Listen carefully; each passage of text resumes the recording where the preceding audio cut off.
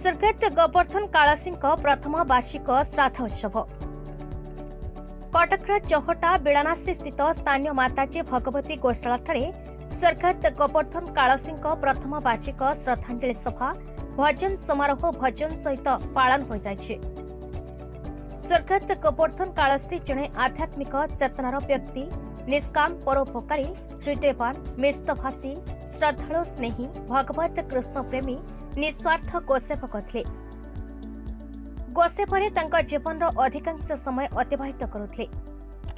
गोसेवारे से परम आनंद लाभ करुଥିଲେ कारण से जानिथिले गोमातांक मध्य 33 कोटी भगवान अछंती। गोसेवा द्वारा से 33 कोटी देवतांक पूजा करि पारुଥିଲେ। ए स्मृति दिवस अवसर बहु विशिष्ट व्यक्ति, समाजसेवी और बंधु परिजन प्राय 1000 रु ऊर्ध्व लोके उपस्थित हुई गोवर्धन कालसी स्मृतिचारण करथिले। तांका परिवार पक्षरु समस्तंक पई प्रसाद सेवा सह गीता पुस्तक दान करा जायथला। एही कार्यक्रम को तांकर ज्येष्ठ पुत्र देवराज कालसी, कनिष्ठ पुत्र ब्रजराज कालसी और परिवार वर्ग उपस्थित हुई कार्यक्रम को श्रद्धा सह परिचालना करथिले।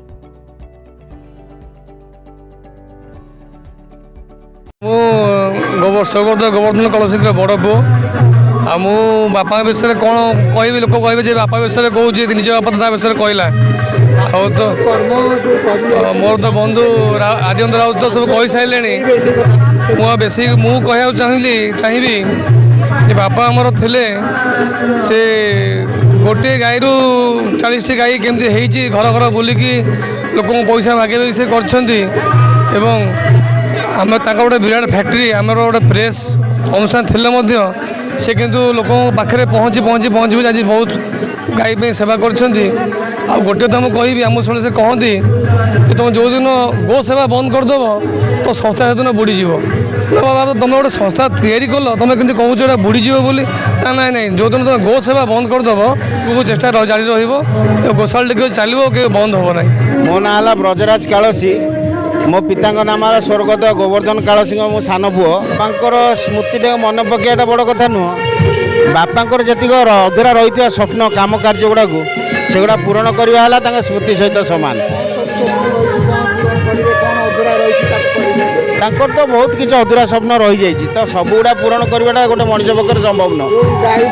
हाँ कार्यक्रमटा आम भल सुचारू रूप तुलाऊँ। रक्षणाबेक्षण भल मंद सबू कथा बुझा चली किसी असुविधा है एपर्यंत। आगू आहरी बढ़िया भल हम आगू बाहर देशर किसी गाई भी आसवे ये रखा आगू बहुत किसी व्यवस्था रखाई जोड़ा एक्सीडेंट गाड़ी एक्सीडेंट गाई फाई सब पड़ जाती से रखार ट्रिटमेंट कर व्यवस्था रखा आगू ये व्यवस्था करा भगवती गोशाला ने खाली भल गाई रे असुस्थ देह खराब एक्सीडेंट गाई सब प्रकार व्यवस्था चली।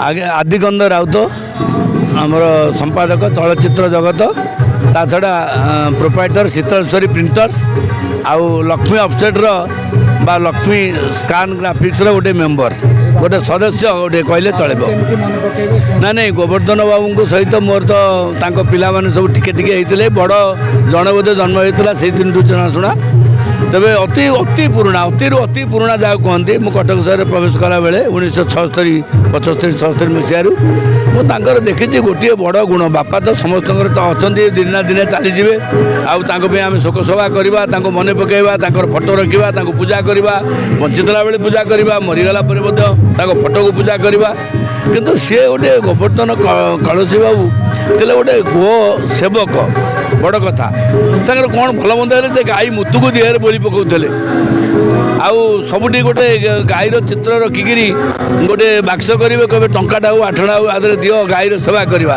गाई कांदी पकड़े से कांदी पकाउले गोटे गाई आज भगवती गोशाला से 50 गाई रखिकी एकाटिया संभालुले आउ सबुठ बड़ कथा सुयोग्य पुत्र 2 जन से चलीगला वर्षे होगला मुझे थी मोर अंतर भूमिष्ठ प्रणाम जनाऊँगी आज प्रथम श्राद्ध वार्षिक मो भक्तिपूत श्रद्धांजलि जनाऊँगी।